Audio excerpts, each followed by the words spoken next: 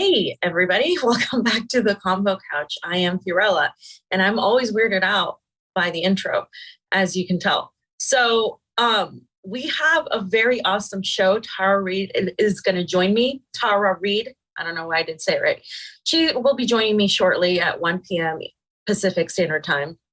And we're going to be talking about all things censorship, Ukraine. I have a couple things before she comes on that I want to discuss, but I'll discuss some things too with her. But if you saw the stream last night, I'm going to go over some of the things that I didn't really go over in depth. But make sure to share this and get it out there real quick because we kind of have to hop on the show and get started. But yeah, so I'm not going to talk about Ro Khanna running for president today because he's not that important. And because you have to be a moron to think he's on your side. His wife has more stocks in Silicon Valley than I think like most people. And what he just said to Max Blumenthal and his response to Ukraine tells you everything you need to know about how he would respond to this conflict. He deleted those tweets about the far left. And so it's kind of like, I don't know. I just think he's irrelevant. But let's get started. I'm going to go start off with what Joe Biden has been doing for Ukraine, what he hasn't been doing for the American people. So President Joe Biden on Wednesday announced the additional $800 million to aid Ukraine in their military fight, waste of time against Russia, right? And I wanted to reiterate the point that it equates to $1 billion, $1 billion in 1 week. Remember that when they said that they didn't have money for healthcare, when they said they didn't have money for student debt relief, that poor Jill Stein just couldn't get it done, that there was just, when Joe Manchin and Sinema, like they blame these people, but if they wanted to do it, they would do it. And when they don't have money for, the crumbling infrastructure that Bernie Sanders ran on, when they tie all this dirty, fourth industrial revolution crap into the legislation that is supposed to help working people, just remember this money, $1 billion. Most people will never see that money in their entire life. In fact, most people won't see millions. And so it's crazy that people aren't more angry at this. And I think, like I said yesterday, I think people are going to start getting angry with the prices of gas, which is what we're going to go over, right? And I put a few minutes of his speech, unfortunately for all of you, but they're not too long. It's just basically, I wanted everybody to hear exactly how he framed this and how much money and help he's giving them and in what way. So let's just start with the first time us at 2 hours and 2 minutes till 4 minutes. Oh.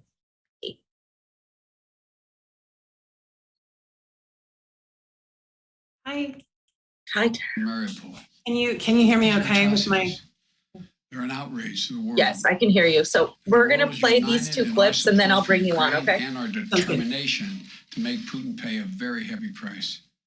America is leading this effort, together with our allies and partners, providing enormous levels of security and humanitarian assistance that we're adding to today, and we're going to continue to do more in the days and weeks ahead. We're crippling Putin's economy with punishing sanctions that's going to only grow more painful over time, with the entire NATO and EU behind us and many other countries. What's at stake here are the principles that the United States and the United Nations and across the world stand for. It's about freedom. It's about the right of people to determine their own future. It's about making sure Ukraine will never be a victory for Putin, no matter what advances he makes on the battlefield. The American people are answering President Zelensky's call for more help, more weapons for Ukraine to defend itself, more tools to fight Russian aggression. And that's what we're doing. In fact, we started our assistance to Ukraine before this war began, as they started to do exercises along the Ukrainian border, the Russians, starting in March of last year. We took the threat of Putin invading very seriously. We acted on it. We sent Ukraine more security assistance last year, $650 million in weapons, including anti-air and anti-armor equipment, before the invasion, more than we had ever provided before. So when the invasion began, they already had in their hands the kinds of weapons they needed to counter Russian advances. And once the war started, we immediately rushed $350 million in additional aid to further address their needs. Hundreds of anti-air systems, thousands of anti-tank weapons, transport helicopters, armed patrol boats, and other high-mobility vehicles, radar systems that help track incoming artillery and unmanned drones, secure communications equipment and tactical gear, satellite imagery and analysis capacity. And it's clearly helped Ukraine inflict dramatic losses on Russian forces. On Saturday, my administration authorized another $200 million to keep a steady flow of weapons and ammunition moving to Ukraine. Now I'm once again using my presidential authority to activate an additional security assistance to continue to help Ukraine fend off Russia's assault, an additional $800 million in assistance. That brings the total of new U.S. security assistance to Ukraine to $1 billion just this week. Okay. I know that was painful. Hey, everybody. I have with me Tara Reade. Tara, thank you for being here and joining me today to co-host the show. I really appreciate it. Oh, I'm honored to be here. Thank you so much for bringing me on. I think it's important actually that you join this for this segment because I wanted to get your take. That was just the first part, I think, of what Biden was saying, how much money they've been giving to Ukraine. And I just wanted to hear your take on what he said in this whole situation of all this money when we're talking about people here struggling, people in the United States struggling, everyday Americans, and all that money that we're sending to Ukraine. Yeah, $1 billion, he said it. There is no question. There's no representation of the working people of the United States.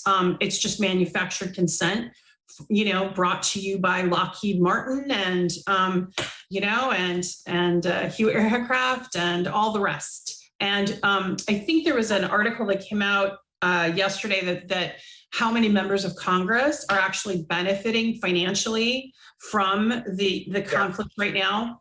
And it's stunning. So, like you were talking about people hurting in America. I mean, we have over 600,000 homeless. We have no access to affordable Medicare. No domestic policies were furthered by Joe Biden, even though the Democrats had the House, the Senate, and the White House. There's been no help for the working people, no student debt relief, nothing. So it's stunning how they can throw $1 billion towards weapons, although they call them defensive weapons, they're weapons nonetheless, to harm, and yet they can't help, our American citizens. And they are not even hiding the fact that they want to destroy a sovereign nation, Russia, which I find deplorable and unacceptable. And I don't think that the average American citizen really is grasping the weight of all of this and how this is going to affect generations to come. Yeah, I don't think they are, especially the younger generations that, they're being influenced via TikTok. And now the State Department is trying to influence how they TikTok and giving them talking points, which is, it's crazy. But another thing that he mentioned is that they've been giving help to Ukraine before, Putin invaded, which Right. kind of shows you that Putin invaded or Putin went into this operation for a reason, because they're admitting they were backing Ukraine for a long time. There's a lot of historical context when this thing is discussed that is left out. And the moment you point it out, you're a Putin puppet, you're somebody, and we're gonna talk about your censorship and all of that. But that is all part of this. And the other part is that we're an empire, right? Because you said, why don't they, give us money, the working people money? Why don't they do something about what the situation here? And it's because they're an empire. We live in an empire. We don't live in a democracy. I think Nico posted something today. We have Biden as the president. We have Speaker Pelosi as Speaker of the House. You have just a bunch of people in Congress that don't do anything. And, we wonder why this country is in the situation it's in. And later on, we're going to show a video of Putin addressing like that, the illusion about the United States. Like, we're no longer this sort of, city upon a hill. Like, we're that whole, the American dream is in shambles. Right. And the American dream is really for the elites and always has been, and just the way America has dealt historically with indigenous people that lived here, and the massacre that happened is indicative to how our history going forward. But like to your point, as I was contributing op-eds to RT, and I also had a podcast hosted, produced by RT. I hosted it. I created it. I was never directed what to put, in any of my content. It was all my self-creation. But now, RT has been banned in Europe and censored here and removed, like my podcast along with Lee Camp's was removed from Spotify and Google. And unceremoniously, they didn't tell us why. And we're being censored. So you were talking about the Putin speech that you have. I have been trying for a day to try to just get a translation of what President Putin of the Russian Federation was saying yesterday. We can't even access a world leader's speech. That's how censored we are and how unfree we truly are. Yeah. Yeah.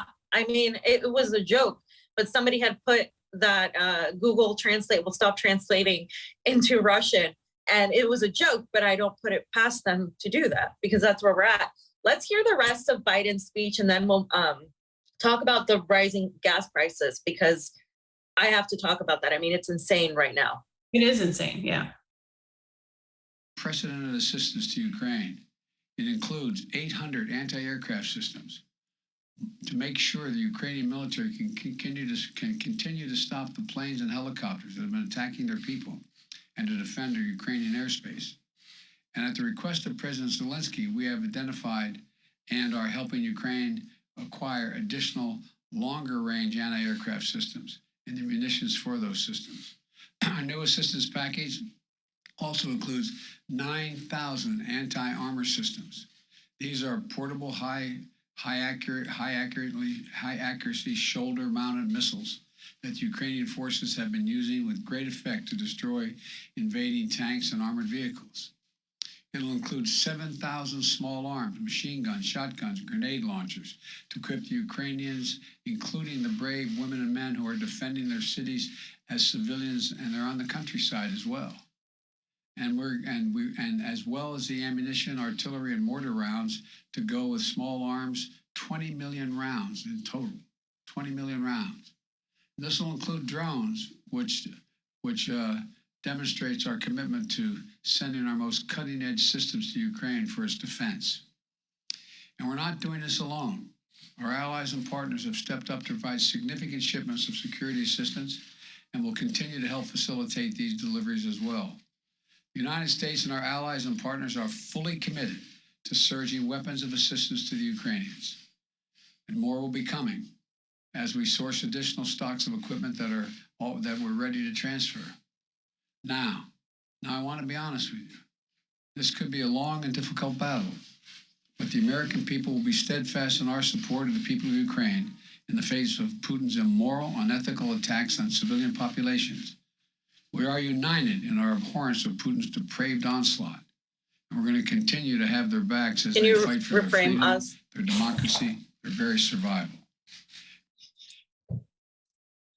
Okay. So again, they're framing this as a call to democracy. And I have to put in Biden's speech because people need to hear the bullshit they say. Like, it's boring, it's tedious, but there are some things that need to be heard so people can respond to that, right? It's so easy for them to just create this theater of, we're doing this for democracy. You should be proud that we're doing this actual imperialism for democracy, because the U.S., as we know, Tara, backed neo-Nazis in 2014. They ousted the democratically elected leader of Ukraine, Yanukovych, and they put in their own puppet. Victoria Nuland's on audio admitting that. and there was a coup, and in that coup, of course, people died. And for the last 8 years, there's been bombing and shelling of the region in the Donbass region, Donetsk and Luhansk. And what a cutie. My cat has political opinions. Go on. It's okay. They all do. I love it. It adds to the discussion. It really does. Yeah. And so like all that happened, and 13,000 plus people died in the region, but nobody talks about that. So when they talk about the drones, when they talk about the planes, that's what this is. This is a response to sort of demand this position in this region that they want, right? They want the access to this Nord Stream 2 pipeline. They want the access to the region of Eurasia.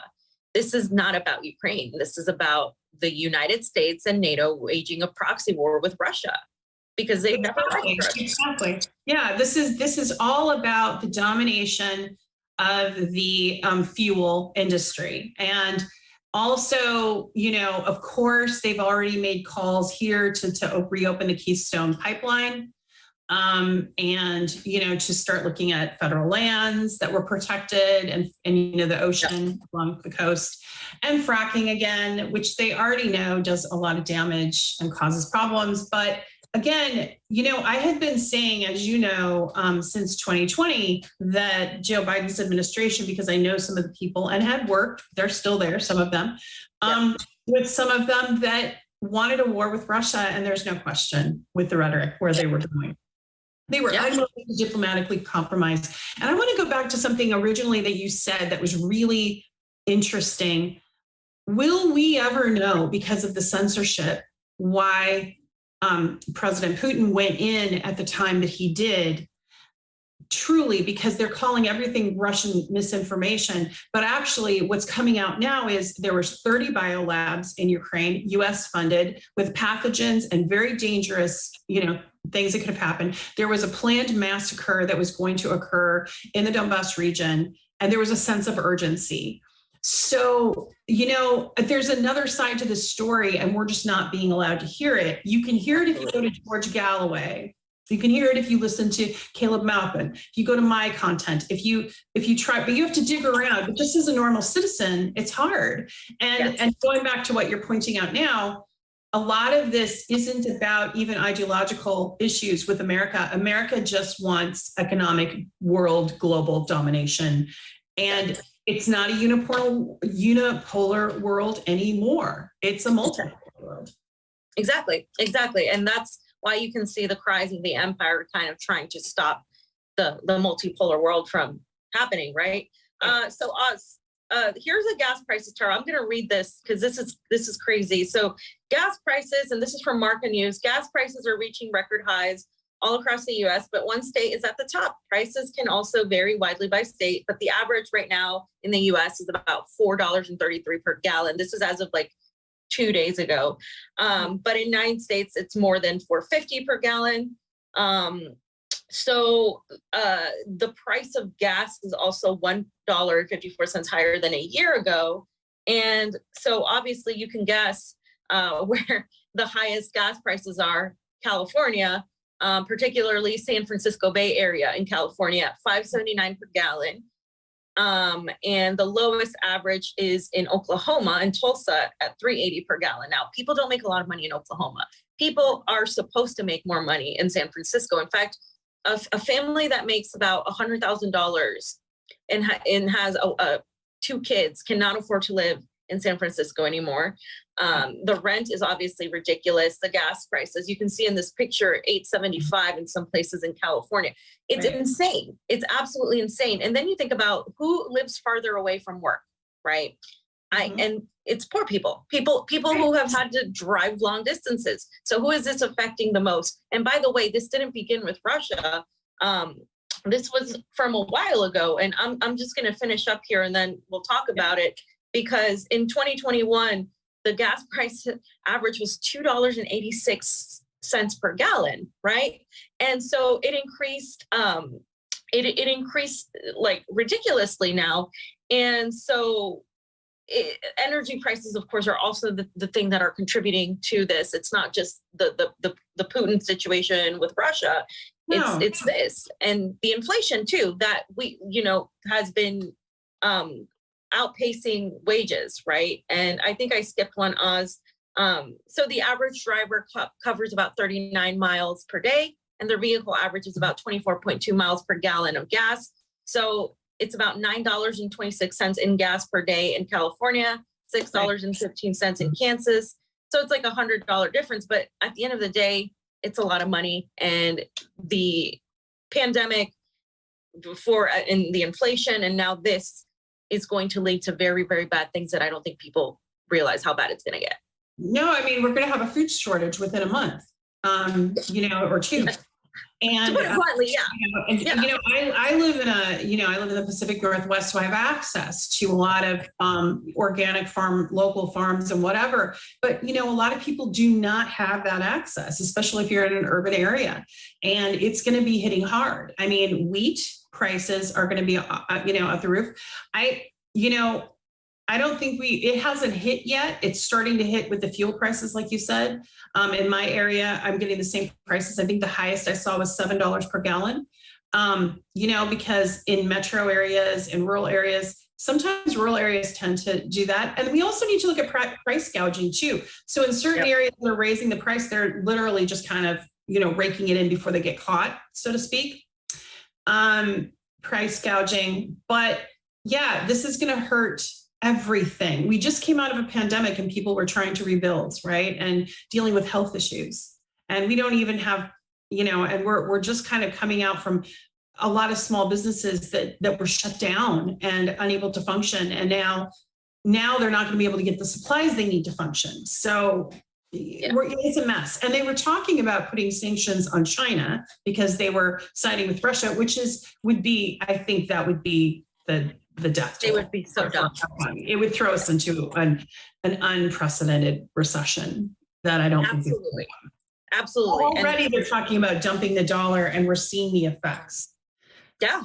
Because the dollar doesn't hold the power that it used to. That's what's happening. Yeah.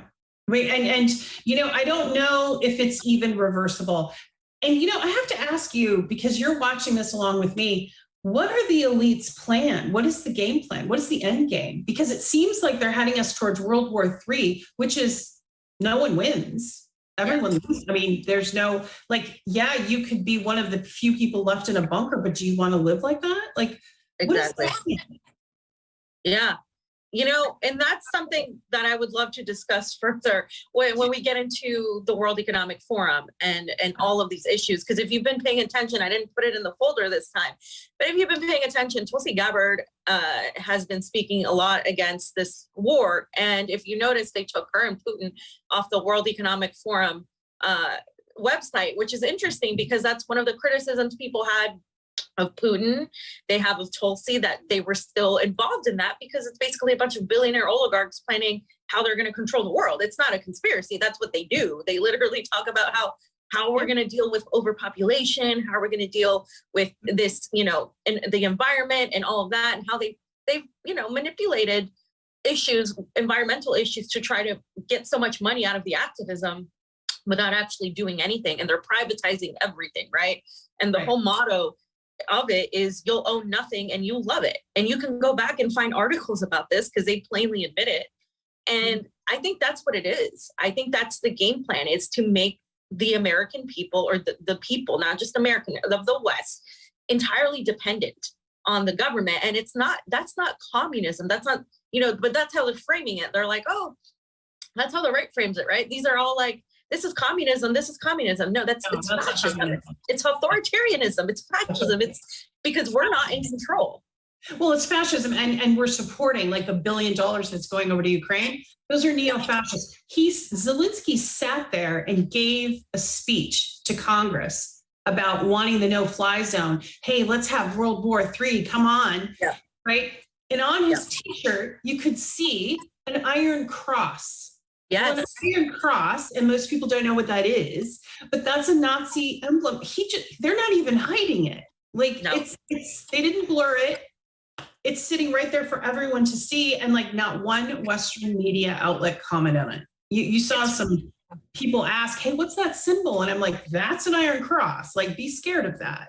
Yeah, so it's funny you mentioned that because let's just go right into the next section and we'll do Super Rays after, because that's the next section. Like, it's funny you mentioned it because I want to show a video of Pelosi versus Pelosi, of how Pelosi acted with Ukrainian Nazis versus Pelosi talking about the U.S. right. But I actually have a picture that Dan Cohen posted on Twitter of what you just talked about, the Iron Cross. There it is right there. Look what it says. The Iron Cross was a military decoration in the Kingdom of Prussia, and it was later used by the German Empire and Nazi Germany. It doesn't necessarily 100% always mean Nazi, but it's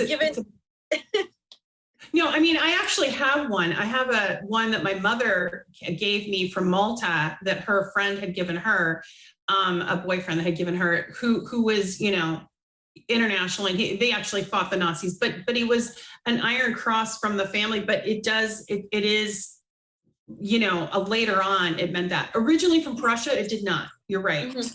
But then in the 30s, it became a symbol of neo-Nazism. And the Azov battalion is a neo-Nazi battalion. Like, there's no question.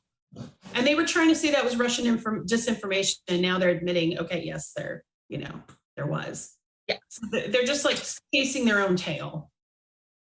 So I want you to see this video because I clipped this from RT because, I mean, you can watch RT on Odyssey, you can watch it, on Rumble, and, you can find ways to watch it, but it's unfortunate because now it's banned everywhere. But this is why they banned RT.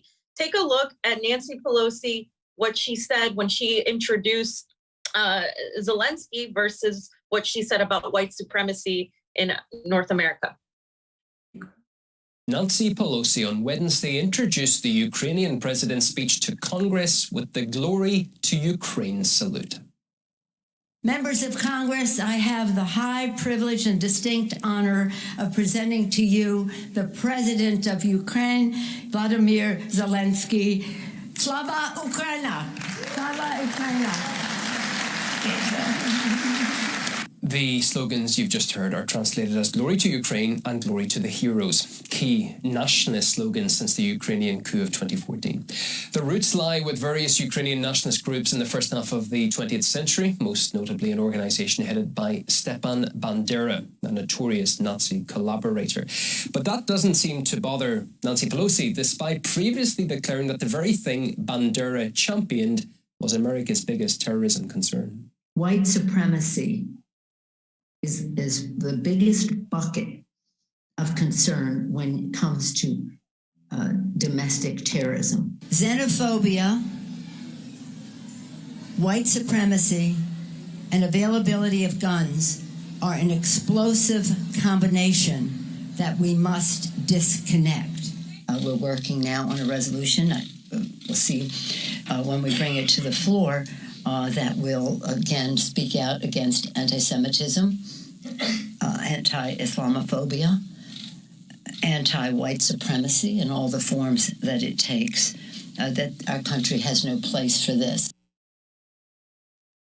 Okay. Well, Tara, I want to hear your thoughts on her hypocrisy, right? Like, what the hell? It's the United States of hypocrisy. I mean, like, it's like listening to them talk about Me Too, right? Like yesterday they were doing the Violence Against Women Act. Meanwhile, I exist. So I don't know.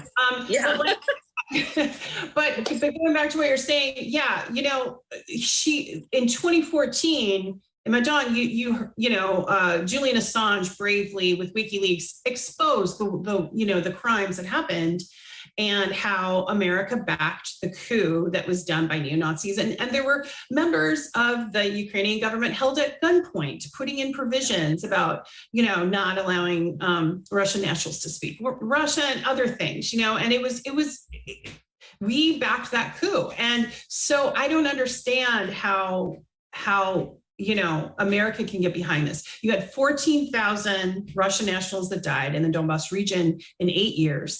That whole time, Russia was trying to do diplomatic inroads with Ukraine but it became impossible, as they stated, because Ukraine was being used as, you know, like a Western puppet, and it is. I mean, there's no question. We kind of admit it, right? So now the red line became Ukraine joining NATO. So now the last 48 hours, it is clear that Ukraine will not join NATO. Yeah. Not clear about the EU, but clear that that can be given in writing. And so there's been, it's weird. There's two different narratives happening.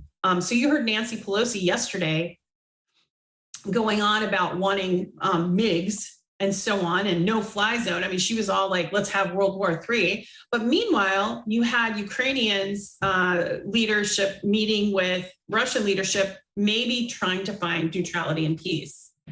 But yeah. America hasn't made enough money yet, so. Right. And that's called narrative management. And they have to, like, if you noticed how quickly we went from the pandemic, and then like they weren't even pushing any sort of, oh, you're having misinformation about COVID. Then it was like misinformation about Russia. It's like, what's the next thing? What is the next thing they're going to manipulate? It's not saying that the conflicts aren't real.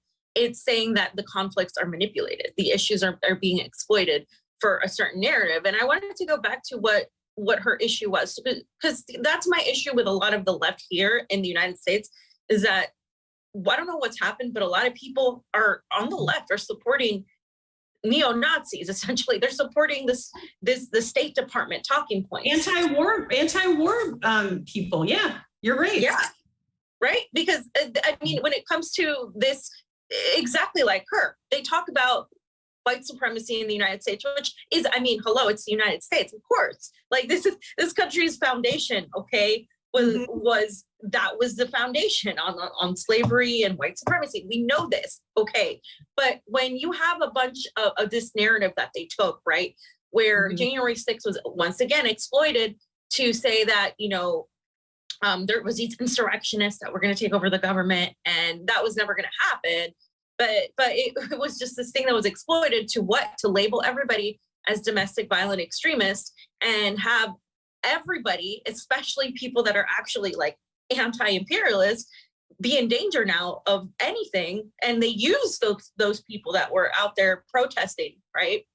And they gaslit them, and then they were like, oh, so now any of you that's whether you're an environmentalist, whether you're a vegan, whatever it is that you are, you could now be called a domestic violent extremist. And what happens is we've begun losing our civil rights and our civil liberties every single day. And meanwhile, they were training, the CIA was training neo-Nazis and members of the Azov battalion. In fact, some of these people, as one of my friends, Alex Rubinstein, pointed out, were the same type of ideology that were there in Charlottesville back in 2016 or 17 when they killed Heather Heyer. And that whole situation is just hilarious, because we arm and train these fascists, and we did that too in the Middle East. We did it in West Asia. The United States has supported extremists in order to get what they need, and it's nothing new. Yeah, you're absolutely right. And it's just out in the open. But what's really, the gaslighting part is how they say that the neo-Nazis don't really exist in Ukraine. Yeah. And someone had posted, one of the, Democratic cult trolls, so to speak, posted that, well, there's no neo-Nazis, that's blah, blah, blah. And I said, no, actually, they were 8% to 14% of the Ukrainian government, and they're armed. There is a problem with it. That's a documented historical fact. But what's happening is they're weaponizing big tech. They even weaponize big tech to change Wikipedia about it. And it's really how we're having, like you were saying earlier about controlling narratives, how literally it's being siphoned into one Western empire lens so that we can't see anything beyond that lens. And it gets censored. And that is frightening. That is, so how to push back on it is doing what you're doing, is trying to present, facts. And she actually, that was a good clip, the series of clips she showed, because it shows the evolution of Nancy Pelosi, basically trading her morals about white supremacy for money she's going to make off defense contracts that are killing Ukrainian people and Russian people. In our proxy war. and let me go ahead and ask you a question. We're going to play this clip, and I have a question for you after we play the clip. Do you believe that these people have any sort of real say? Because at this point, I don't think, you know, Biden's running this country. I think the State Department is. So let's hear what she says, because I mean, this is ridiculous right now. We are the laughing stock of the world. Is another way we can get that done, and that's what people are looking into. What you saw yesterday was history. Later at the lunch, just maybe you might want to watch, I'm going to be reading a poem written by Bono about Ukraine, which you might find interesting. Because, Tara, it just seems to me like their job is to just be PR, right? PR for the empire at this point. They don't really do anything. Yeah, and it's like the media. When you watch any of the, you know, media during Sunday, you know, like MSNBC or CNN, all the people they have on there are former, CNN analysts and, you know, or former CIA analysts and Defense Department, and they're all, but there's no balance. There's no, you don't hear from, you know, RT, you don't hear from Russians, you don't hear from different, you don't hear a different lens. What's interesting too is that with that narrowing, I think they're trying so desperately to stay relevant, but at some point it's going to implode onto itself because people are already not trusting the media. They're not believing it. And you saw that, you know, collectively during the last election cycle. And here we are coming up in the fall election cycle. So it'll be interesting to see, you know, the slaughter that happens to Democrats, because I don't think they're going to hold on to the House or the Senate, personally. Yeah, they're not. But I think Nancy Pelosi, you know, you have to film her before noon, obviously, because after noon, she obviously hasn't poured out her vodka, only down her throat. So, yeah, with a little Xanax mixed in, who knows? Just my opinion. Let's go ahead and play the next video, and we'll discuss it. And because Tara, this is something really important. And when we were talking about the Nazi issue, there's also a lot of hatred towards Russians, and this is something that people don't really talk about. Like, you know, we talk about xenophobia, you talk about anti-China stuff and the anti-immigrant stuff. Well, there's like a huge hatred for Russians that's been cultivated in this country for a long time. And now it's just coming to fruition. Yeah. Я знаю, що як журналіст я маю бути об'єктивним, маю бути виваженим для того, щоб повідомляти вам інформацію з холодним серцем, але направду триматися зараз дуже важко, особливо в такий час, і якраз уже нас на Росії називають нацистами, фашистами і так далі. Я дозволю собі зацитувати слова Адольфа Ейхмана, який сказав, що для того, щоб знищити націю, потрібно нищити в першу чергу дітей. Тому що, вбиваючи їхніх батьків, діти виростуть і обов'язково помстяться. Вбиваючи дітей, вони ніколи не виростуть, і нація зникне. Як Збройні сили України не можуть нищити російських дітей, тому що це заборонено правилами війни, і це заборонено різними конвенціями, в тому числі Женевськими. Але я не зі Збройних сил України. І коли мені випаде нагода розправитися з росіянами, я обов'язково це зроблю. Я дотримаюсь, раз ви вже називаєте нацистами, дотримуюсь доктрини Адольфа Ейхмана і зроблю все, що від мене залежить, для того, щоб ні ви, ні ваші діти ніколи не жили на цій землі. Для того, щоб ви відчули, як воно, коли вмирають ні в чому не винні цивільні люди, для того, щоб ви відчули весь біль і страждання, коли ви говорите, а ми не починали війни, це все Путін, ми не хотіли цієї війни. Ми теж її не хотіли, але тепер ви мусите розуміти, що тут йдеться про перемогу українського народу, а не мир. Нам потрібна перемога. І якщо для цього доведеться вирізати всі ваші сім'ї, я буду одним із перших, хто це зробить. Слава нації! І сподіваємось, що такої нації, як Росія і росіяни, ніколи більше не залишиться на цій землі. Тому що це просто виродки, які засмічують цю землю. І якщо в українців є можливість, що вони зараз, в принципі, роблять, трощити, різати, вбивати, душити москальноту. Я сподіваюся, що кожен внесе свій вклад і замочить хоча б одного москаля. Okay. So imagine if that were switched to any other ethnic group. How outraged would the vast majority of liberals act, right? They, oh my God, I'm so outraged that this person is so racist. Example, if Trump said those words, imagine, because liberals, again, this is what I was afraid of with a Biden presidency, that they would go back to brunch, and they did. And because the media always covers Biden favorably, they never make fun of him. And so when this whole thing is happening, we are seeing history not necessarily repeat itself, but sort of poetically rhyme with how, ironically, this sort of, anti-Semitism started way back when, nearly 100 years ago.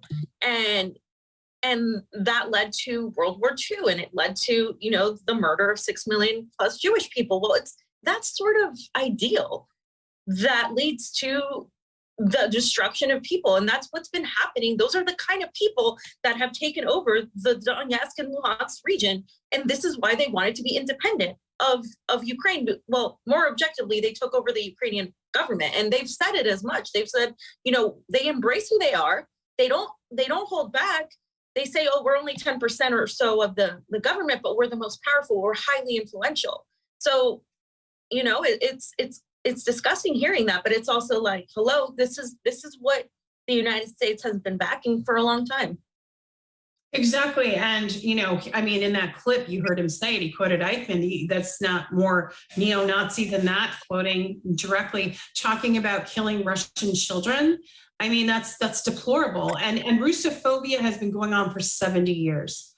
And it's just really hit this high pitch. I mean, like, just because I've worked at RT and, my association itself, I get death threats, and I get called, as, when I came out, I got called a Russian whore that made all my money on my back, and all these other names. And the hatred is so strong. And like, I have people in my DM say unbelievable things to me. And yet liberals just think it's no big deal. They cheer it on. They do it themselves. It's amazingly ugly. And I'm frankly, we're going to come around to peace eventually, hopefully, if we don't get to World War III, which who knows? I don't know what, the future, but I'm hoping not. But this is not going to be forgotten, this hatred and this vitriol. And in the Donbass region, you're right. They were talking about ethnic cleansing. And that, 14,000 people is a significant amount, and many of those were children. Yep. And, it's mind-boggling to me that the people that call themselves neoliberals can sit there and talk about, being anti-racist or whatever, and then engage in xenophobia and bigotry and Russophobia like this, and hatred of someone just because of where they're born, and to ban products. To ban Russian cats from the International Cat Show, to ban Russian athletes. A Russian artist recently, he was going to play the piano classically in some competition. They banned the Russian competitors from playing. I mean, it's ridiculous. And yeah.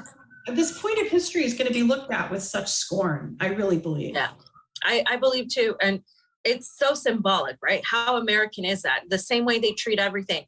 It's just symbolic virtue signaling. The same way they treat, women's rights, the same way they treat democracy, the same way they treat any sort of reformist, like we're here for the workers, it's bullshit. It's all symbolics. It's not rooted in economics. And that's the thing. It's not rooted in the needs of people. And that's part of the whole problem. Oz, why don't we read some super rays and then we'll go on to the next section. Okay, cool. Oz, are you muted? Oz is working the curtain. He's behind the curtain. We have to pull back the curtain on Oz. He doesn't hear us. He might have stepped away. Who knows? Oh, maybe he did. And we can continue talking about this, but I like watching the other thing that happened this morning, which I don't know if you had time to know, that the New York Times finally admitted the Hunter Biden was not Russian disinformation. Yeah. And DOJ has just opened an investigation. But my concern is DOJ is opening an investigation under this administration. I don't see it going anywhere under the Biden administration. I really hope that there's an actual investigation that's done with integrity. I don't trust this administration. No. No. I don't trust him No, either. I'm There with he you. is. I'm There here. you go. I'm here. Yeah. Pull the curtain on us. There he is. There I am, hiding behind the curtain. Trey Wright. I love the Convo Couch Squad, and I love Tara too. You are all phenomenal. And then we've got Eric Ball, Convo Couch. Thank you very much, Eric Ball. And then we have AREM. There is no stop, slow, or end to the onslaught that neoliberalism and blind partisanship are wreaking. Everything that should be said has been said, and over at that. The principled left and other objective people are worn thin, and too often on different strategic pages. Convo Couch does an amazing job in piecing together imperatives and relevant aspects to a broad narrative. Thank you, Fiorella. Thank you. Thank you, AREM. We appreciate you. Oh, yes, absolutely. And the Rebel Otaku, is that how you say it? Thank you so much. The Super Ray over there. It's always appreciated on the couch. That's it. Awesome. Thank you guys so much for those Super Rays. So let's talk about this, because this is Putin's response to a lot of the lies that have come across. And there was, of course, on RT, because they're translating it, and it's so hard to translate all of this information. Trust me, I know when I went down south, it was like, even though I know the language, it's tedious and it takes forever. But Putin responded to the US lies and also talked about the US-led biolabs, which you kind of mentioned already. So there's a series of videos, they're really short. The first one, he talks about the West. And this is interesting, Tara, because we were just talking about the lies about the West, like how we're not anymore this, first world country. We sort of digress into a fourth world country where it's like, yes, it's a very rich country, but not for the vast majority. So listen to what Putin says about the United States.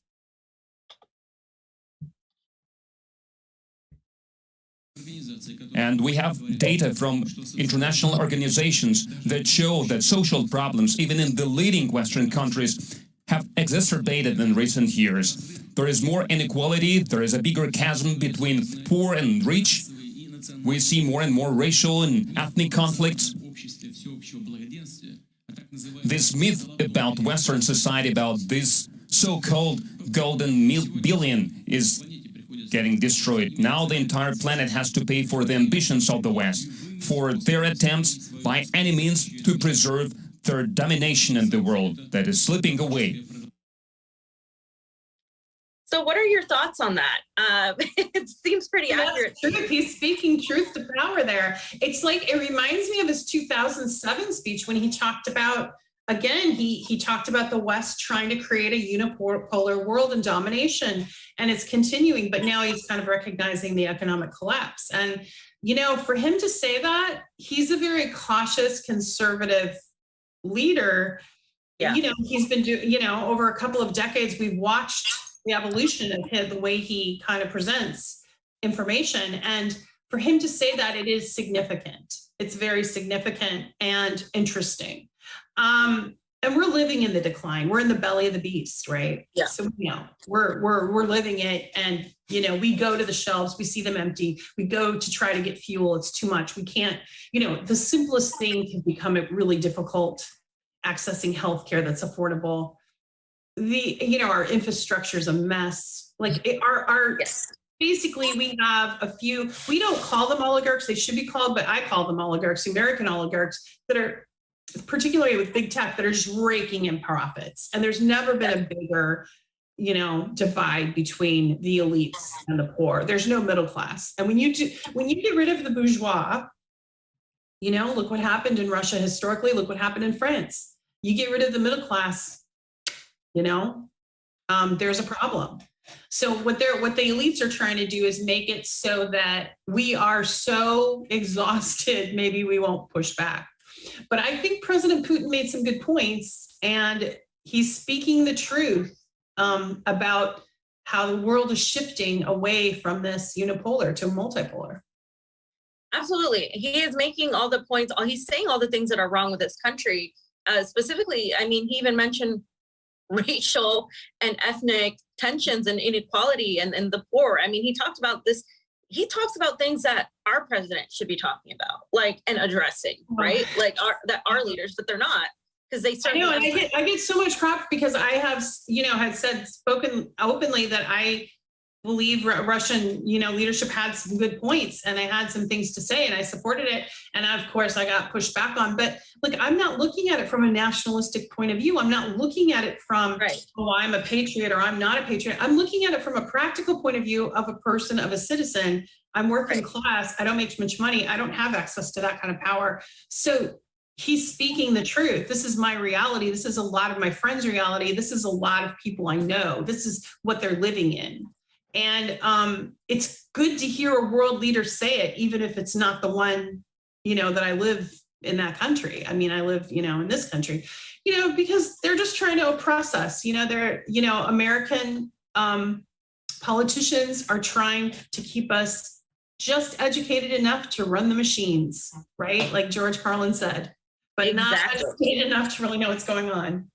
Exactly. And I think more and more people are realizing that, which is why they're censoring more and more. And the thing is, when they do censor, it backfires on them. This is why they're censoring a lot of what Putin says. This is why they paint him as an authoritarian. I don't fit in ideologically with Putin. This isn't about Putin. This is about exactly what you said. This is somebody pointing out the very real problems that are in America. And so on his second video, I think you feel right with propaganda, you don't focus on the message, you focus on the messenger. So they're vilifying the messenger. It's just like when I came forward about Biden, like this is a microcosm of the macro, right? I came forward about Biden. They didn't focus on what Biden did or the veracity of the sexual assault and what happened to me as a young staffer. Oh no, they focused on me and tried to vilify me and wipe. So even if people did maybe believe me, they didn't like me. I was a villain. I was a bad person. I was a Russian asset. I was this person like to avoid. So who cares if she got raped? Like, who cares, right? That was the philosophy. So they're using it with world leaders like Putin. They use it because it doesn't matter who the president of Russia would be. If you could cookie cutter anyone in there, they would vilify that leader to serve the Western Empire's end. Is my point. So it's the same playbook, whether it's a regular citizen like me or an entire country like Russia. It's horrible. You're absolutely right. It's the same playbook because it's the same empire and it's the same, it's the same goal. The goal is to discount any sort of counter narrative, whether it's you, whether it's anybody else. And this is what they do. They smear. That's why. And that's the intelligence apparatus at work right there. That is actually, if you read about intelligence, this is exactly what they do. They specifically say you must destroy the credibility of the person, not the message. It's all about perception and public relations, which is why it's so easy to spot some of these people, because they're just narrative managers. They're there to make sure that the narrative goes the right way. And one of the narratives that has been a complete and total lie is that Putin is going into Ukraine to take over Ukraine, and that there was no real logistical need for him to go in there, that there was no cause for him to go in there. So he responds to why he went to Ukraine. And let's watch that, and then I want to hear your thoughts, Tara. And Ukraine, prompted by the United States and a number of the Western countries, they were preparing to this armed scenario, to the ethnic cleansing in Donbass. The large-scale assault on Donbass and Crimea was just a matter of time. And our armed forces, they undermined these plans. They prevented these plans. In Kyiv, they didn't just prepare for war against Russia, against Donbass. They have started this war a long time ago, and they were trying to start terrorist underground there. For years, they continued hostilities in Donbass. They were shelling civilian cities and towns. Almost 14,000 civilians were killed, children among them. What we just talked about, right? He's reiterating, like, the facts, and people are saying that that's a lie. They're saying that it's Russian propaganda. You can go back and find articles on mainstream media talking about it. But the moment this conflict began, they started pretending that it wasn't happening, that it didn't happen. Revisionist history. You know, it's interesting. He brought up something too that we haven't discussed, which is Crimea. Yes. Right? So Yes. the urgency also to go in at that time, I'm wondering, you know, Crimea was vulnerable, and that's huge, because in Crimea there's been no, the West tried, but they couldn't. There was an 80 to 90% wanting to be with Russia. Well, what that means, and I don't think people understand, is that Russia has a good system for healthcare, education, parental leave. I mean, there's some really good pluses to be a Russian citizen, and the Crimeans were majority Russian speaking, Russian, felt Russian, Yep. but also it was access to resources. And they didn't trust, you know, the government that was there could handle the infrastructure. They trusted the Russian infrastructure, which says a lot. And I mean, I think Ukraine has proved to be, and there's no question, even Western media doesn't dispute this, it is one of the most corrupt countries in the world. Yeah. In depth, like the money that we're sending, when we send cash, who knows where it ends up? It probably ends up in an oligarch's pocket, right? Absolutely. I don't know how many regular Ukrainians are actually benefiting from it. Absolutely. No, you're 100% right. And I'm glad you brought up Crimea, because what happened was, and I think Putin spoke about this before, when Lenin marked the boundaries, right, of these countries, what he did wrong was he put in a lot of groups that shouldn't have been together. Ukraine is an example of that. Ukraine has had a neo-Nazi problem forever. And it's because the western part of Ukraine largely was of more of the people that worked with the Nazis. And then that's like a historic fact. And the West, of course, they've always favored the West. And it's ethnically made up more of Polish people and different groups, whereas the eastern part of Ukraine is mostly made up of Slavic groups, specifically Russians and some Romani groups as well. And those are the ones that were favoring Russia. But it's kind of like when you create these boundaries and these borders, it didn't mesh well. And so that region has been an issue forever. And Crimea, you're absolutely right. They favored Russia. But if you watch what Jen Psaki says, or the Matt Miller from the National Security Council, they talk about Crimea like Putin took it, like, and they frame it that way. No. And it was very much of the will of the people wanted that. And you know, frankly, strategically, it is a port. So, right. So it's, you know, it's important to everyone. So that's why the West was trying to get their dirty fingers on it. And, you know, and what is interesting to me is if you listen to racism, what you were just describing, Julia Yoff, who speaks now, she's all over CNN and she's all over whatever. And she is actually ethnic Russian. She was born in Russia and talks about it, but won't acknowledge the neo-Nazi problem, even though I think she's spoken that she is of Jewish heritage. And it's interesting that she won't talk about the neo-Nazi problem in any honest way. And then today she made the most racist statement of all. She said, she started talking about Syria and the Middle East. And I think I posted it, so if you want to find it. But basically, just again, kind of echoing what you're talking about and what President Putin just talked about, this deep-seated neo-Nazi problem that led to ethnic cleansing in the Donbass region. And I just don't understand how Russian experts in the West are pretending it doesn't exist and trying to rewrite history. Right. You know, how do you erase 14,000 people?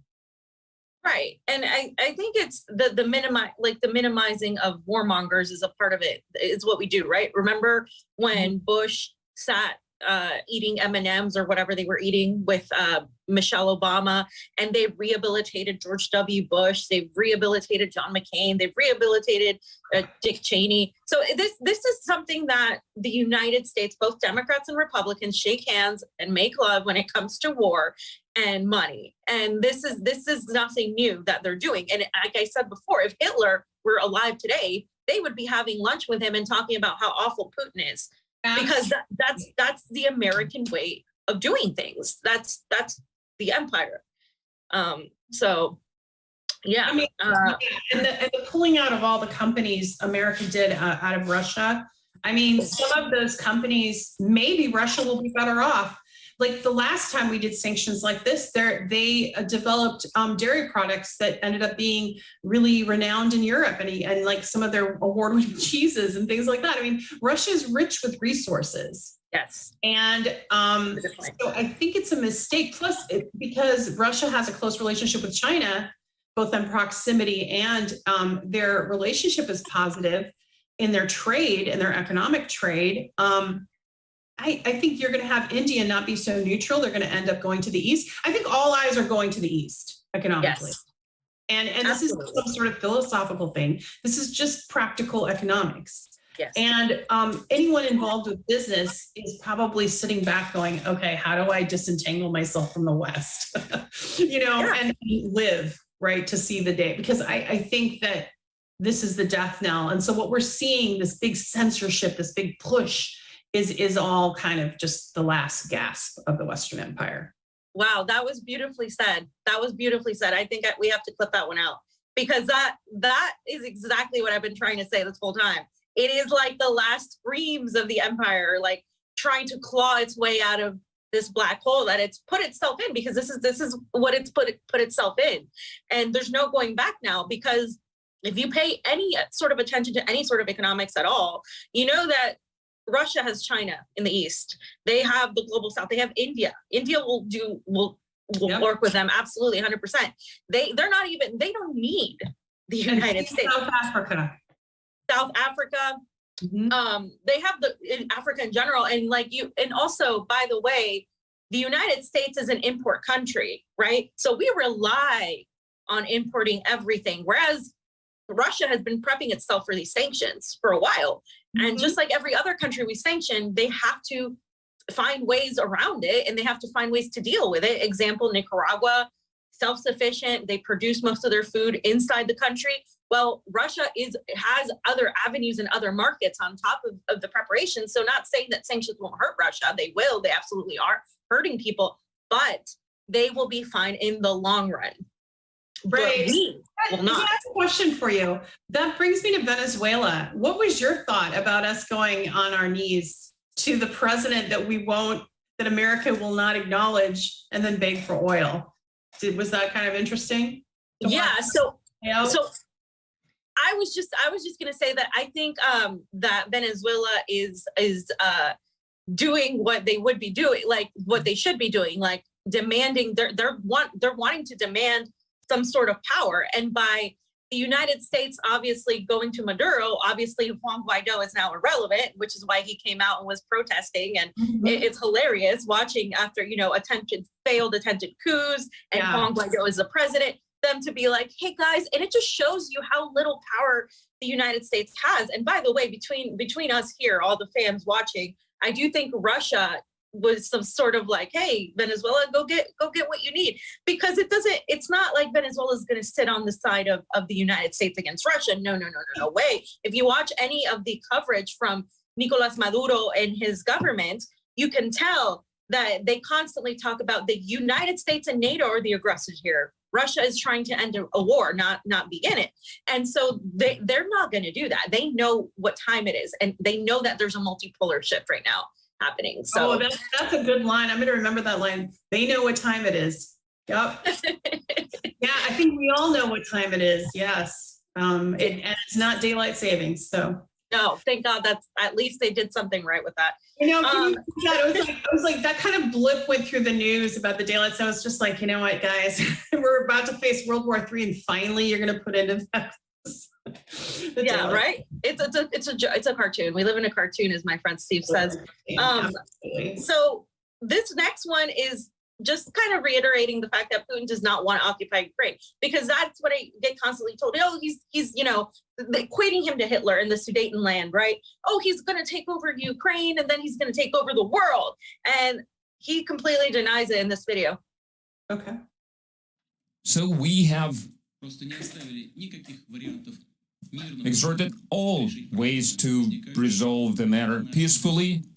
The problem that occurred not by our fault, and in this regard, we were forced to launch this special military operation.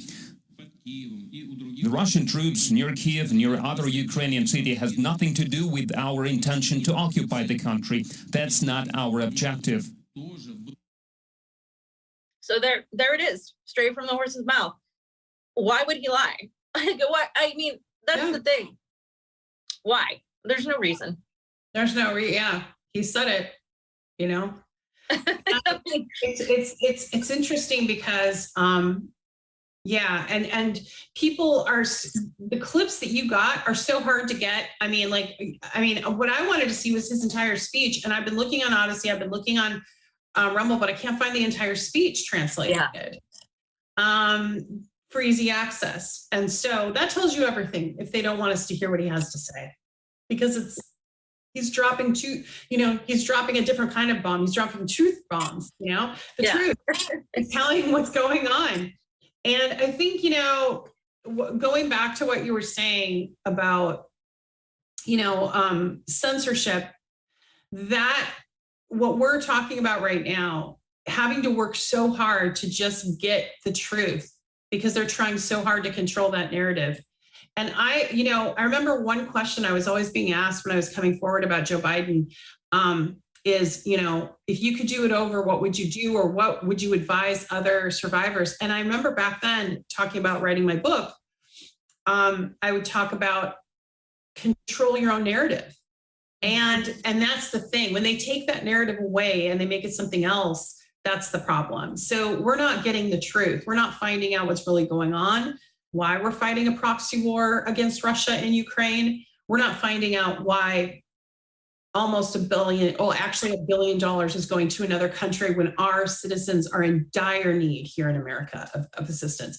And look at the difference between the treatment of refugees between the southern border right now and Ukrainian refugees and what's going on and all the just blatant racism. It's just unreal.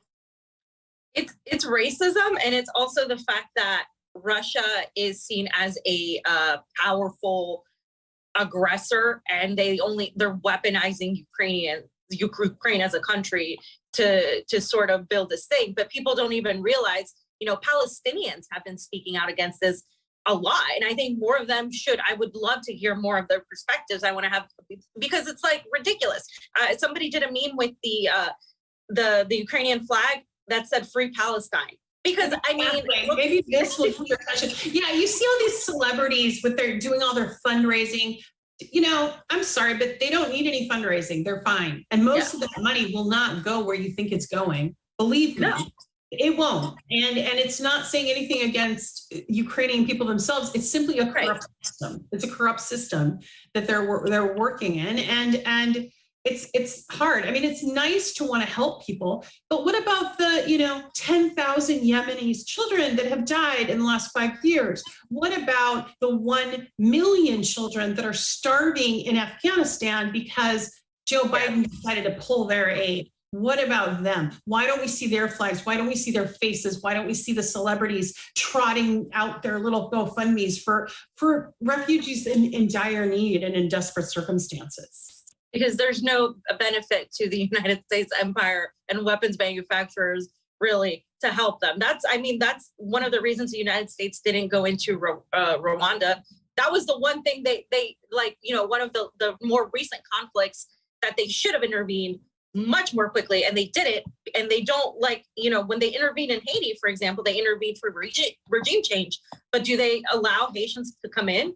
That goes for both Canada and the U.S. And we could talk about this all day. We could talk about the kids in influx facilities, right? Still under the Biden administration. You could talk about all of that. And it's one thing that I always say to people who are on the conservative end: if you want to stop immigration to this country, please stop creating regime change wars and cooing people so they stop coming into this country. Because trust me, some people are leaving this country right now.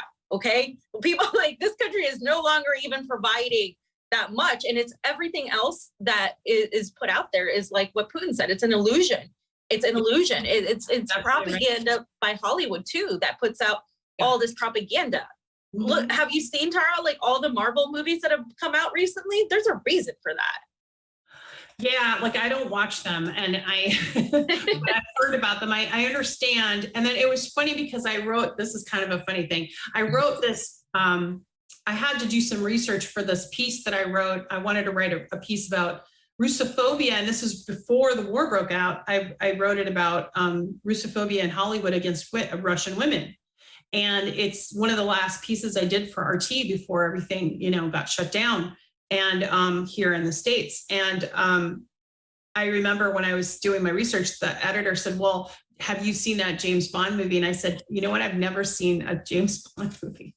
And they were laughing like, what? Like, you haven't seen a James Bond movie? And I said, no, I don't watch spy movies. I don't like them. I don't like the genre. So it's fun. But then when I had to do the research, I was doing it, and oh my God, the stereotypes and what you're saying, the weaponization of Hollywood to get the intelligence community to get a certain point across is so, it's so invasive. Mm-hmm. And so with the Marvel movies, you're going to hit the teenagers, you're going to hit the young kids, right? And they're subliminally getting the message of who's the bad guy and who they are, right? Yeah.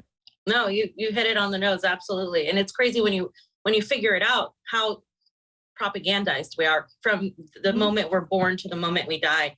And Tara, I wanted to discuss this last video with you on the whole Putin situation, because you mentioned the biolabs. So here he is responding to the biolab situation. And I want to I could talk about this all day, but I'm going to be talking about it more and more, but there's a lot of information out there. So let's go ahead and watch the video.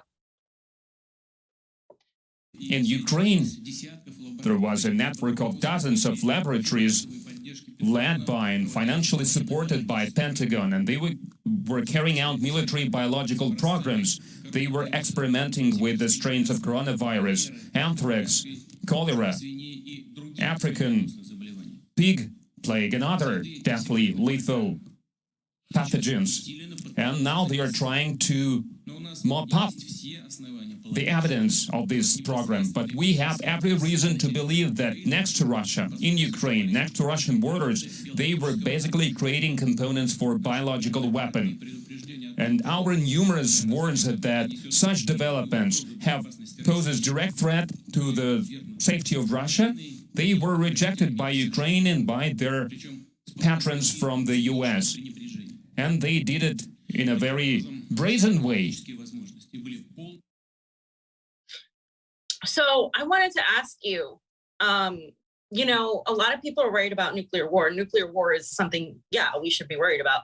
However, there's another type of war. There's a biochemical war that is absolutely possible, that in a way, in some sort of way that we know now, gain of function research was done. And essentially that was what led to the release of the coronavirus, right? And so it's just really suspect to me that the United States is funding labs all over Ukraine. And they've been doing this for a while. This is nothing new, but it's right on the border with Russia, right? And in the construct of everything that happened since the pandemic, I would be worried if I was in Russia. I'd be like, what the hell is going on here? What are you doing? What is this about, right? And that's interesting because, the Department of, Ministry from Russia actually said that they have more evidence that they'll be releasing later. They said that yesterday. And what I would say is that for President Putin to talk about it, he's not going to talk about it unless he has irrefutable evidence to back it up because of the hostility, in the environment and propaganda. He's not going to just put that out there, right? Yeah. He's saying it. So he has evidence to prove it. You'll notice the backtrack that the US did. First, they said it was a QAnon conspiracy, right? They said it was Russian disinformation. Then Victoria Nuland gave her testimony and admitted it, that there were 30 labs, but then made it sound like they were benign. But then started blaming Russia, saying, well, Russia will do this. Well, if they're benign labs, biolabs, why are you worried if they're coming into Russian hands? Right. There's nothing to worry about, right? So what I would say to you is, that's huge. And then my mind goes back to an incident 2 years ago, a year before the pandemic, in Siberia, right near the Ukrainian, well, I'm not sure if it was Siberia, excuse me. It was near the Ukrainian border, but it was like somewhere around there. There was an outbreak of the plague. Remember hearing about that? Yeah. I'm trying to remember the exact location. I know one was located Mongolia and one was somewhere along that area. And there's 30 biolabs. So the plague is one of the things that was in, there. So are they getting ready to play with some really dangerous, horrible thing that would annihilate a large portion of a population? Yeah, that's frightening. Especially when you look at who the world leaders are in America and the West. I don't want them to have any control over biolabs. And they do. And that's the worst part, is that they do. And a lot of this quote unquote research has been US approved. Everything from what Fauci did with gain of function to what's happening in these labs that we don't necessarily know about, but we know that there's documents because, as you said, the Russian Defense Ministry has said that they have these documents and that they will be releasing them, and they're not gonna put themselves out there without in this climate, they have something, and the United States didn't get their the State Department didn't get their ducks in a row because they didn't get ahead of it. They call it getting ahead of the story. They didn't get ahead of the story. They're too late. No. They're behind it. No. They're behind the 8 ball, and it's too late. And now it's going to come out, and they're going to get exposed. And if there's an outbreak, but frankly though, if there's an outbreak, they're going to try to blame Russia, of course, because that's already what they're trying to do. But who cares? Like, if people are dying, like, nobody's going to be looking at who's to blame. They're going to be looking at survival again. So it's just horrible all the way around. It's a horrible thing. And I think I have to give credit to President Putin. He's literally standing up for his citizens, the citizens of his country, against an empire of European nations and the US and an economic force that's unbelievable. And he's doing it. I mean, he's strategically doing it. And I just hope that, I don't think it's necessarily, we're at this place where we're going to reach nuclear war. I hope not. Right. Yeah. But the bio war, I think that you bring that up, that's more of a concern. I actually think that is. Right. Especially with having just, quote unquote, it hasn't ended fully because they're still to front, but like the whole pandemic and everything, all the lies surrounding it and all the censorship in the way they're censoring Russians and Putin and they're smearing them. There's a certain narrative too that I think is linked to that. There is the empire that has manipulated all this information that only wants one narrative told, and they're continuing that same behavior with this whole thing. And I agree. Like, I think Putin is one of the first people in that region standing up to, close enough to Europe, because Russia is its own thing, right? It's not a European nation. It's not a fully Eastern nation. It's like its own entity. But it's definitely not the West. And so when somebody stands up to the West, this is how they react, because after all the countries we've overthrown, after all the people, millions of people that have been killed through our regime change wars and our interventionism, the moment somebody stands up to them, they smear them. And you can look at the leaders in the global South, in Venezuela, Cuba, Nicaragua, and all these, in Bolivia, and how they're portrayed when they stand up to the US. But the thing is, now that Russia is doing it, and there's also China, that's what remains to be seen. Xi Jinping is working with the World Economic Forum. So that's something to watch. But is China perhaps kind of playing both sides? We'll see, right? I think it's not so matter of playing both sides. I think that there's entanglements economically because it's a global economy now. And so there's a lot of American investors and vice versa, and China and Chinese investors have invested in some American, real estate and other, products and things that are here, and American business people have invested over there. What's sad is that I saw is, like, we had, Russian investments in our country, but we also invested in Russia, and all of that is gone. And think about it. If we could, I just want to take a minute, and I wonder if the listeners think about this too, how different our world would be if we could all partnership in peace. And instead of competing economically to cut each other's throats, collaborate and be positive partners, think about the innovation and the creation to make everyone's life better and how that would play out. It would be such a different reality. And I just wish we could jump the timeline and get there.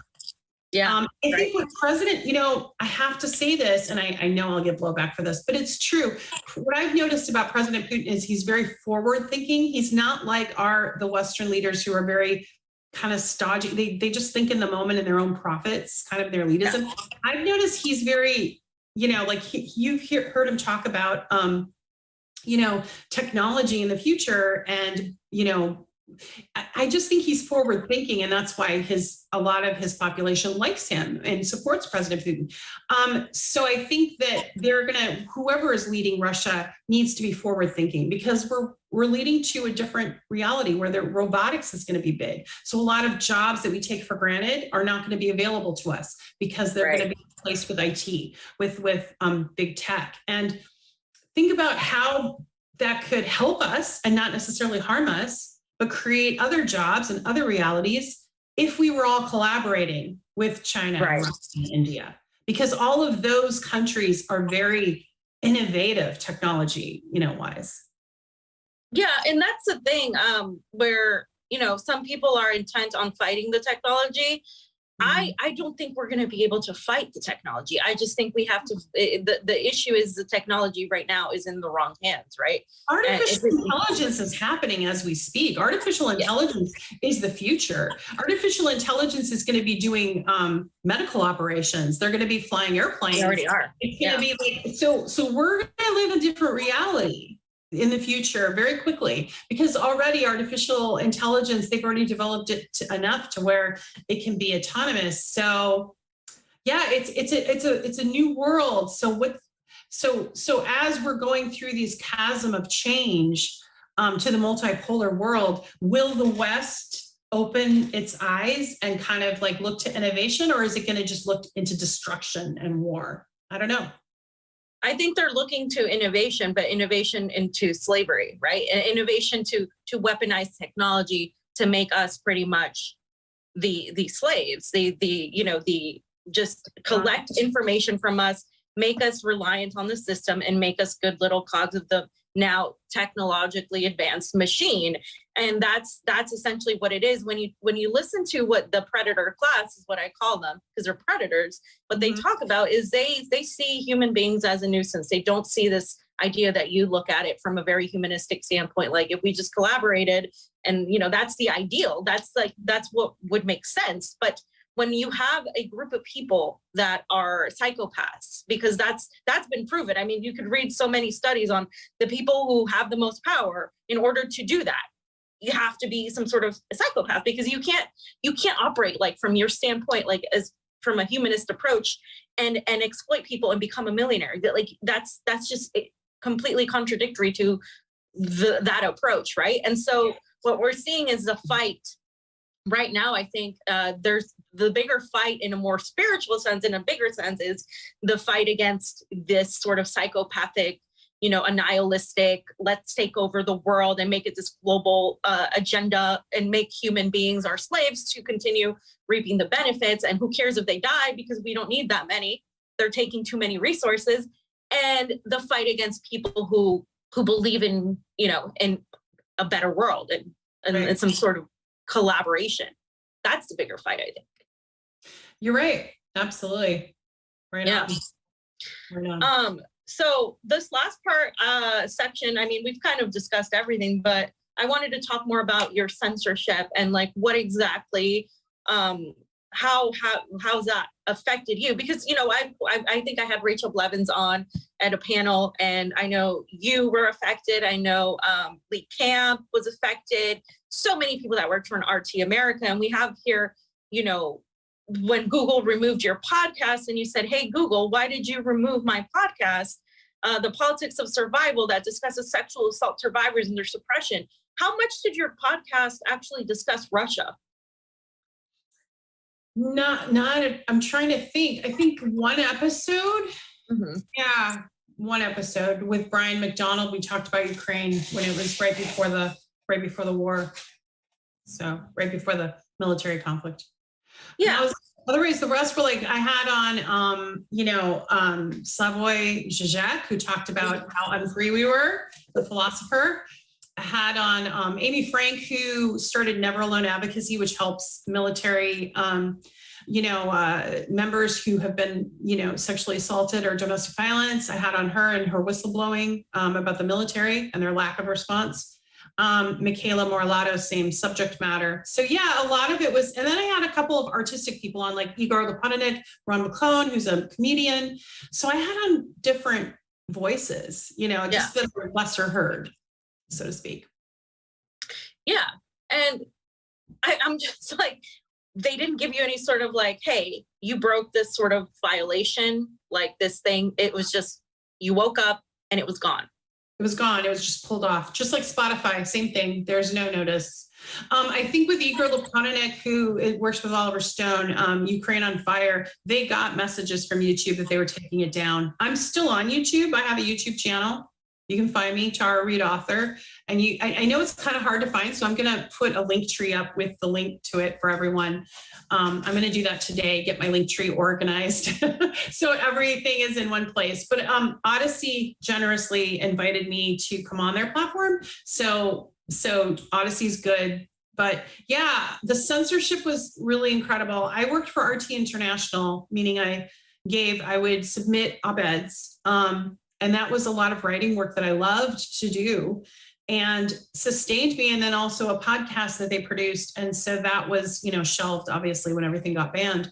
But yeah, so the remaining episodes are still on 5 different platforms. But like I wake up sometimes and I look because they get randomly just taken away. And like Google, you can't find certain ones of my op-eds and things like that. And you can only find bad articles about me. It's hard to find a good one.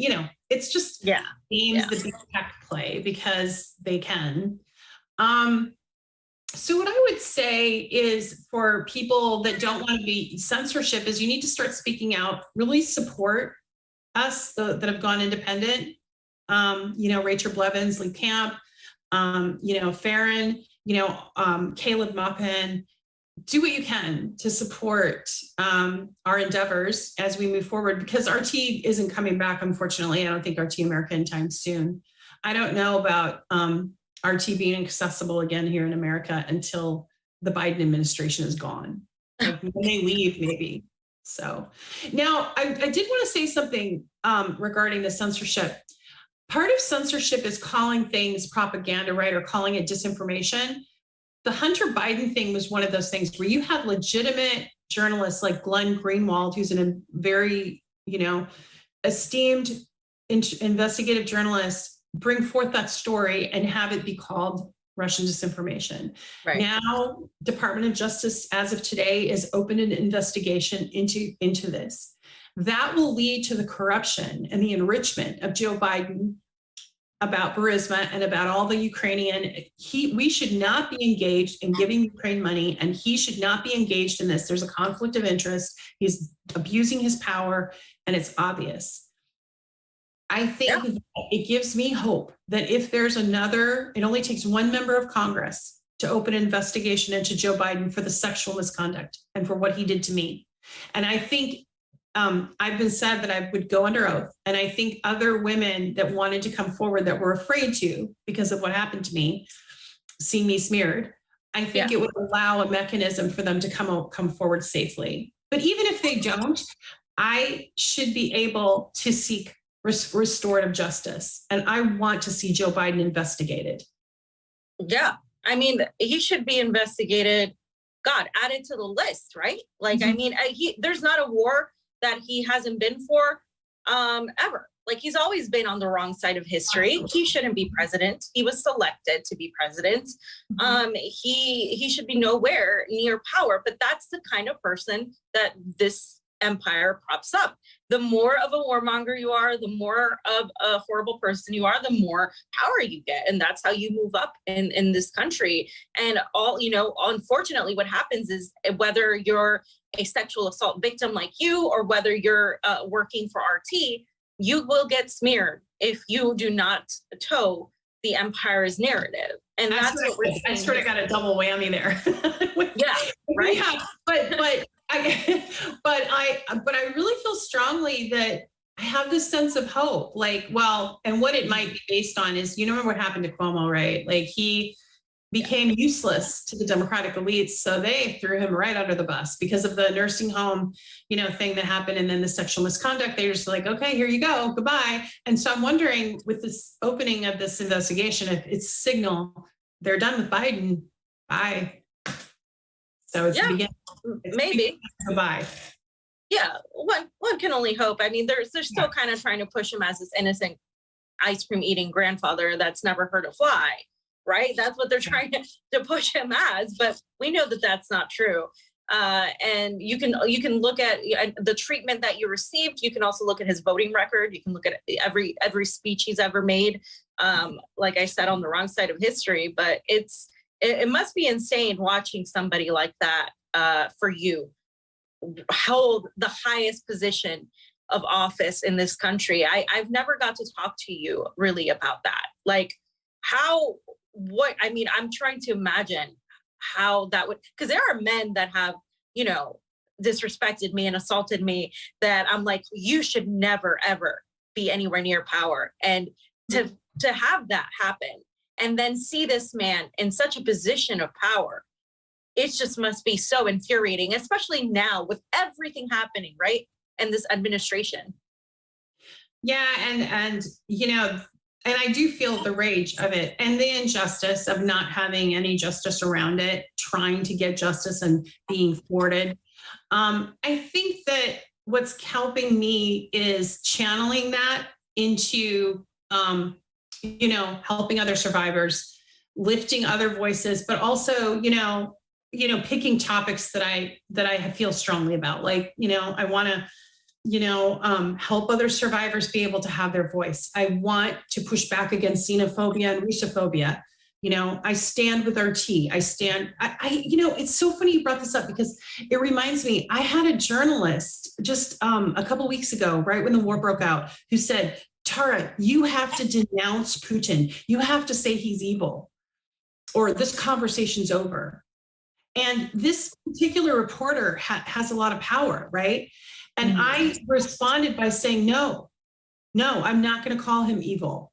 I had a direct experience with Joe Biden. I can tell you all about the evil that Joe Biden did, but I am not going to denounce Putin and call him evil because he's protecting, you know, the Russian people, first of all. Second of all, it's not for me to decide who's evil and who's not. I don't even say that about Joe Biden sometimes. Like I just say, I've heard the phrase, he's lesser of two evils, all that shit. But like, I don't say he's evil. He did an evil thing. He did a terrible thing. I had terrible experiences with him. But my point is that how in my position, how people will even try to get me to be Russophobic by kind of like, I don't know, like saying, oh, well, people won't believe what happened to you if you aren't. And it's such bullshit. No, I stand with my Russian cousin, my Russian family. I stand with my Russian friends.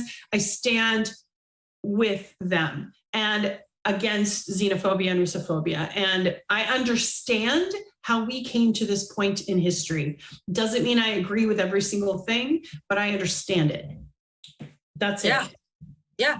And it's cheap and it's disgusting to weaponize what happened to you as a contingent for making you a believable character. Because at the end of the day, the empire is never going to uplift a counter narrative voice, whether you're speaking and you're standing with RT and with the Russian people, or whether you're trying to expose Joe Biden for the person and the hold him accountable, even just as something as simple as admission or something as an apology, something as minimal as that, right?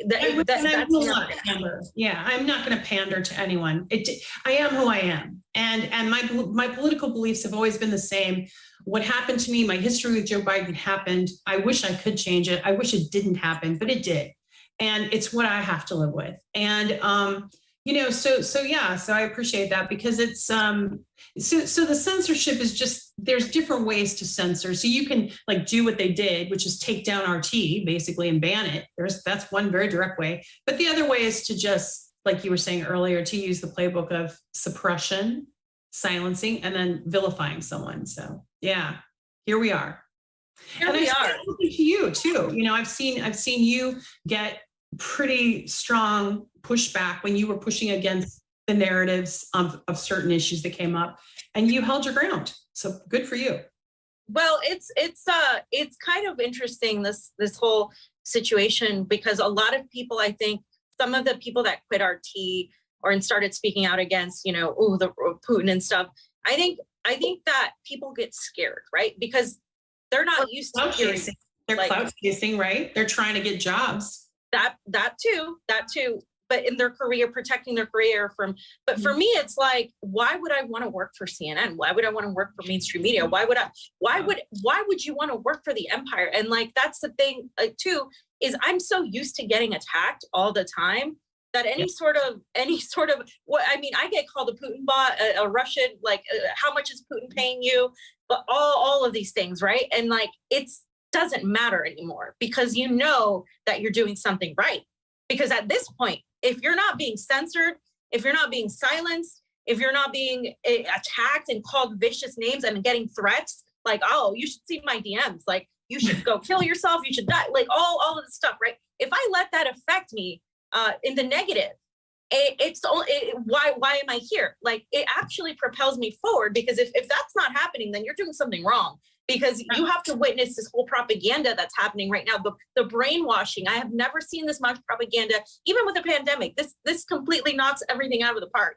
And to be able to be strong enough to fight it and see through it, to me, that signifies you're somebody that is worth listening to, somebody that is worth being heard, and somebody that needs to have a voice. And I think it's actually something that you should wear proudly, that you are being censored, that you are being like this. And it's hard, I know, but more power to you, because you're doing something right. Well, thank you. And to you too. And we will just continue to do what we can to lift each other's platforms up and to get heard and to analyze some of the things happening around us. And it doesn't mean we always have to agree. It doesn't mean we always have to, disagree with their narrative, right? But pretty much everything that's been coming out, I've not been a fan of from mainstream media. It's been pretty, like you said, I've never in my lifetime seen a propaganda war like this. Like it's unhinged. But I think it's because there's so much money from big tech to throw at it. I think we've never seen this much money thrown at propaganda. Yes. Yes. And it's the controlling. They're extending their tentacles on control. And real quick, Tara, I want to go over this tweet, because the Redfish was banned, is one of the channels that, of course, the RT was banned, right? And they did on the ground documentary style filmmaking, and YouTube just banned their page in Europe. Instagram also shadow banned their account, and they expect a full ban on all platforms soon. And so they said, but remember how it ended last time for totalitarianism in Europe. And so you can follow them on TikTok and Telegram. And they did, the reason I like that channel was because they did a lot of underground documentary work. And Camilla from Casochan News said, by banning Redfish Stream, YouTube and Facebook prohibit us from viewing documentaries filmed by Latin Americans in Bolivia, Chile, Venezuela, Brazil, Colombia, and around our region on important issues. It's censorship of one of the few platforms which shows these perspective. And again, so they only want to show one perspective. That's it. That's the only thing they want to show. And it's obviously the perspective of empire, and anybody fighting against that is going to be censored. So as you said, people need to scream louder. People need to speak out against this, because they think, oh no, it's only happening to the RT people. Oh no. It's going to spread just like it spread after Alex Jones was taken off YouTube. They're trying to ban Sputnik. They're trying to ban any other affiliated media, whatever that means. So that means like just people basically that are anti-war. I mean, Ben Norton's stuff is still up. Antiwar.com is still up, but Aaron Mate just had something taken down from YouTube, I think. Who was it?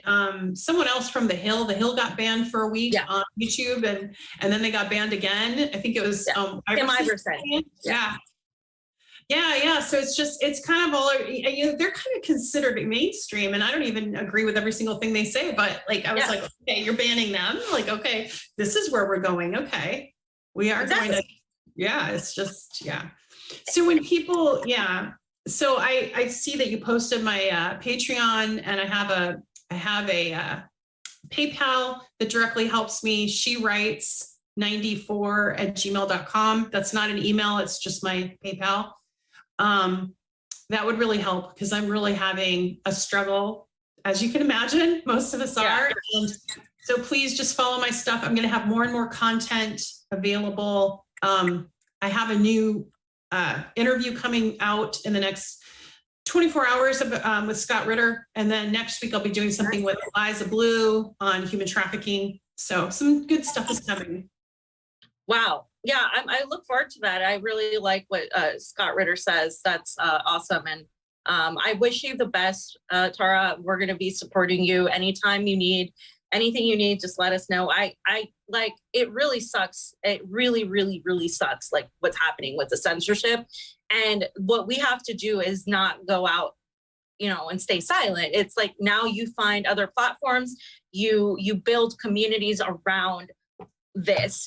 This is something that has been a long time coming. You know, we have been censored for the longest time. They were just trying to find an excuse to take down RT, and they found it. And you know, now what we do is we try to create and support other platforms that aren't YouTube, because you have to diversify your content, because at any given moment they could pull any of us off of YouTube now. That it's a precedent, that's what said. So Odyssey is good. Telegram, I'm on Telegram, so please find me, Tara Reade Author, on Telegram. I have a channel, we have discussions.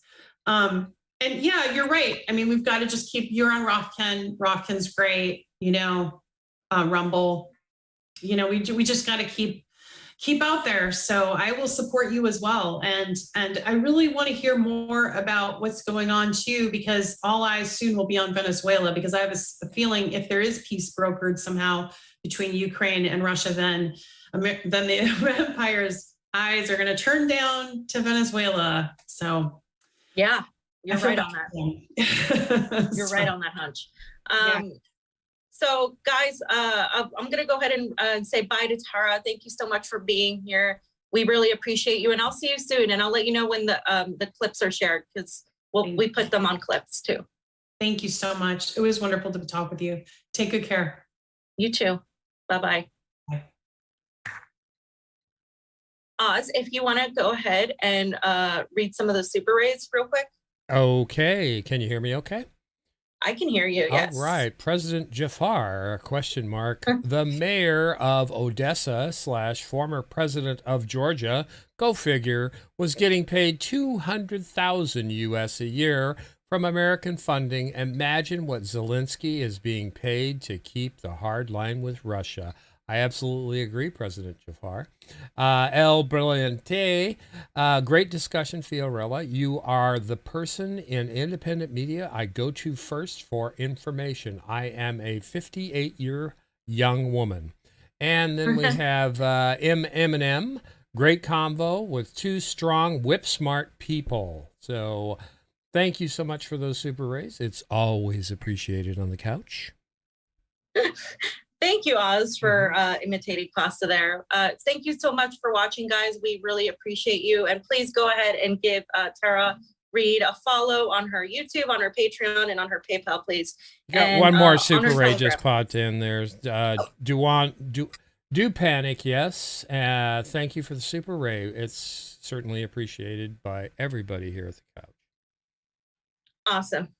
Thank you guys so much for supporting us. And like I said, give her a follow, help her out, help all of our comrades that have been deplatformed via RT America. And guess what? Try to make sure you're on Rockfin, Odyssey, and all of the other platforms, because who knows how long they will allow us to speak truth to power.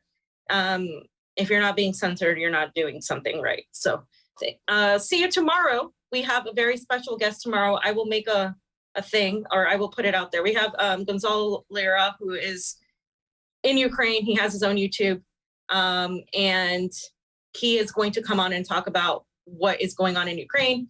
10:30. We're going to start early in the morning because he's in Ukraine. So it's a huge difference from us right now. So anyway, I will see you guys tomorrow with Pasta, and then he will continue the rest of the show. And I will talk to you all later. Much love. Convo out. Okay, your mic's down. Sure, I'm gonna put the deck up for tomorrow. You guys, if you could jump on that a little quicker for tomorrow, since we're going early, that will be helpful. Yeah, then I'll be jumping off a cliff. And Tara was really solid. She did a great job for you today. So.